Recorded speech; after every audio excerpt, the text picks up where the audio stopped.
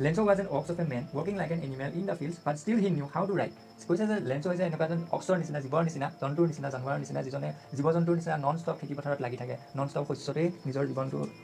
পঠোৱাৰ নিচিনা কাম কৰি থকা নিচিনা নন ষ্টপ কামতে লাগি থাকে যদিও কামতে লাগি থাকে but still he knew how to write কিন্তু তথাপিও তেওঁ জানে যে লিখা পঢ়া লিখে কেনেকৈ বা লিখিব কেনেকৈ লাগে তাৰ বিষয়ে তেওঁ অলপ চলপ জানে দ্য ফলোইং ছানডে পিছৰ দিনাখনৰ দেওবাৰে এট ডে ব্ৰেক যেতিয়া দিনৰ ব্ৰেক হৈছে দিনটো যেতিয়া অকণমান মাৰ যাব ধৰিছে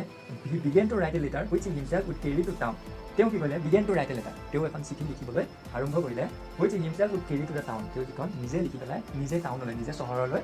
লৈ গ'ল and place in the mail আৰু যিটো মেইল বক্স চিঠি এখন লিখাৰ পিছত যেতিয়া মেইল বক্সটো ভৰোৱা হয় সেই মেইল বক্সটোলৈ লৈ গ'ল because nothing less than a letter to God এখন বেলেগ একো নাছিলে এখন ভগৱানলৈ লিখা এখন চিঠি আছিল তো সেই চিঠিখনে এখন ভগৱানৰ পৰা একচুৱেলি সহায় বিচাৰি পেলাই ভগৱানৰ পৰা যিখিনি ক্ষতি হ'ল সেই ক্ষতিপূৰণ বিচাৰি পেলাই ক্ষতিদান বিচাৰি পেলাই ভগৱানলৈ এখন চিঠি লিখা গড ভগৱানলৈ তেওঁ কি লিখিলে হি গড তেওঁ লিখিলে ইফ ইউ ডোণ্ট হেল্প মি যদি তুমি মোক সহায় নকৰা ভগৱানক কৈছে যে যদি আপুনি মোক সহায় নকৰে মাই